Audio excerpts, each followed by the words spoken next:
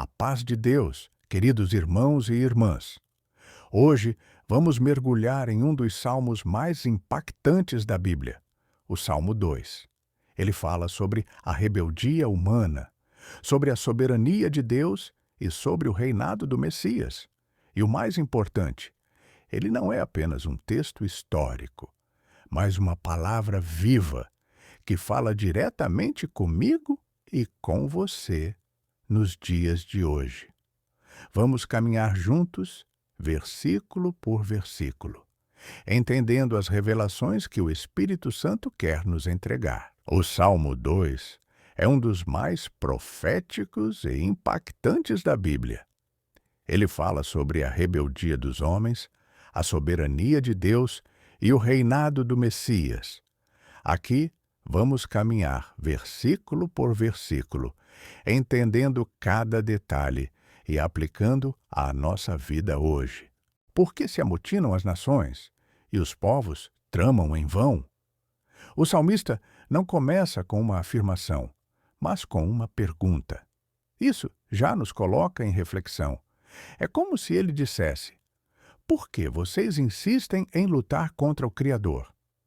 Aqui vemos três coisas: o coração humano que se rebela contra Deus, a ilusão de poder que faz o homem pensar que pode governar sem o Senhor, a futilidade disso tudo. Porque o salmista já adianta, é em vão. Quantas vezes nós mesmos fazemos isso? Criamos planos, metas e projetos sem buscar a direção de Deus. E depois nos perguntamos por que deu errado. O Salmo nos mostra: toda rebelião contra Deus é energia desperdiçada.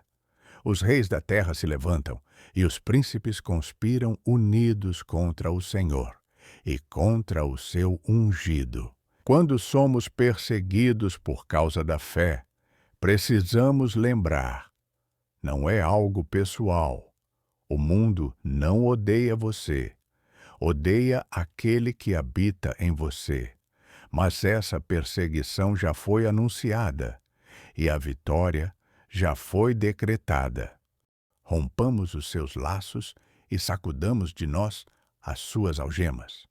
Aqui ouvimos a voz dos rebeldes. Vamos romper os laços, vamos quebrar as algemas.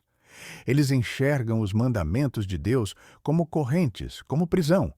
Querem liberdade, mas sem perceber que a verdadeira liberdade só existe em Cristo. Essa é a mentalidade humana sem Deus. Confundir limites com escravidão. Quantas vezes a sociedade atual diz: não precisamos da Bíblia, não precisamos de princípios. Isso é antiquado, isso é prisão. Mas, ao se afastar de Deus, caem em vícios, ansiedades, depressões e vazios ainda maiores.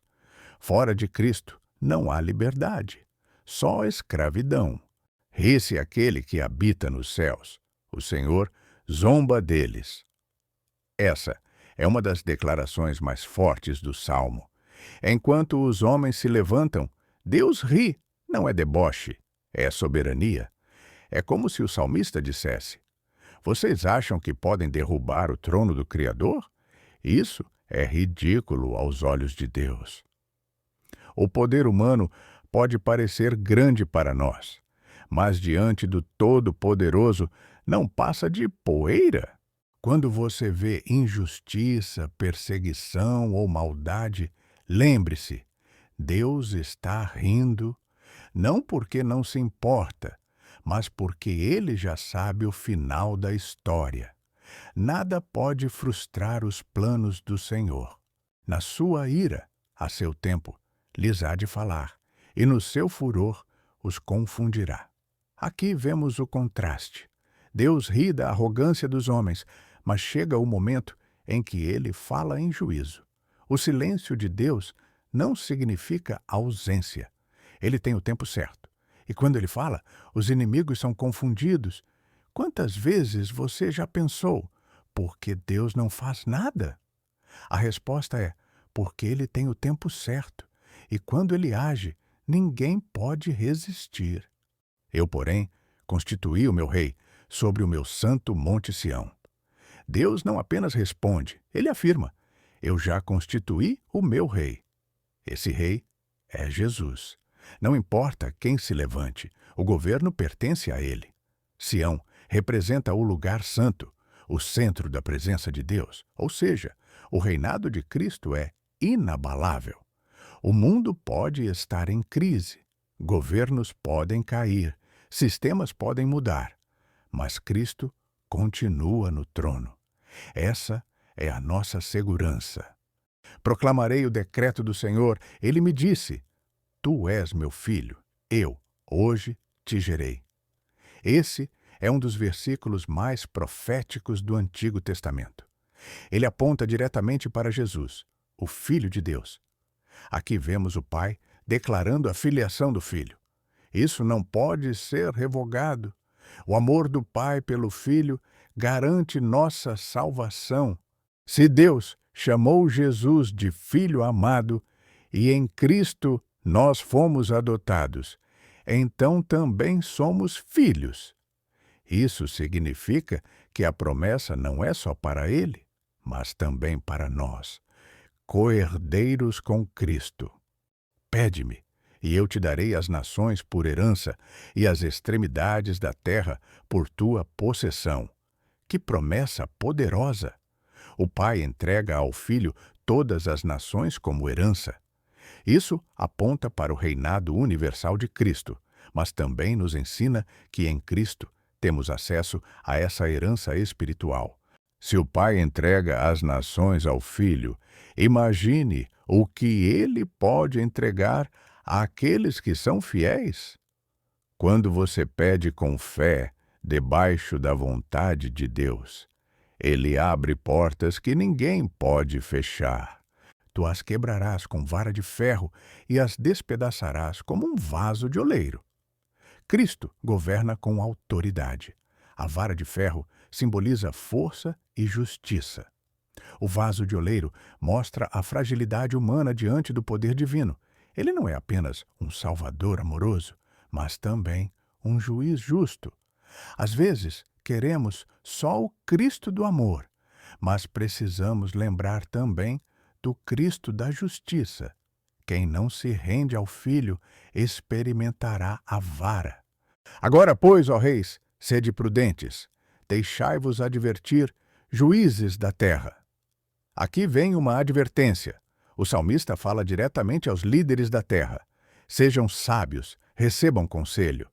Mas essa palavra também serve para nós. Quem toma decisões sem Deus, decide errado. A prudência começa no temor do Senhor. Seja na sua vida pessoal, espiritual ou financeira, busque conselho em Deus antes de agir.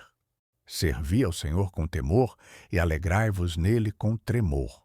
Esse versículo equilibra duas coisas: temor e alegria. Temor não é medo, é reverência. Alegria é celebração, ou seja, servimos com respeito profundo e, ao mesmo tempo, com coração cheio de festa. Uma fé verdadeira tem essas duas marcas: reverência diante de Deus e alegria no Senhor. Se falta uma, a vida espiritual fica desequilibrada. Beijai o filho para que se não ire e pereçais no caminho, porque dentro em pouco se inflamará a sua ira. Bem-aventurados todos os que nele se refugiam. O beijo aqui simboliza honra, reverência, entrega.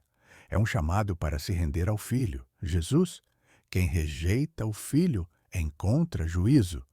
Quem se refugia nele encontra bem-aventurança. Não há meio termo. Ou você honra o Filho ou se perde no caminho. Mas a boa notícia é que todos os que se refugiam em Cristo encontram felicidade, paz e salvação. O Salmo 2 mostra o contraste entre a rebeldia humana e a soberania divina. Os homens tramam em vão. Deus ri e estabelece seu rei. Cristo reina com justiça. A bem-aventurança está em se refugiar nele. Toda rebelião contra Deus é inútil, mas todo refúgio em Cristo é bem-aventurança. E se essa palavra falou com você, deixe seu like agora mesmo, porque isso ajuda esse vídeo a alcançar ainda mais vidas. Se inscreva no canal e ative o sininho para receber sempre mensagens como essa, que fortalecem a sua fé. E escreva nos comentários: eu me refugio em Cristo. Isso vai ser a sua declaração pública de fé hoje. Compartilhe esse vídeo com alguém que precisa entender que conspirar contra Deus é inútil, mas confiar nele é certeza de vitória.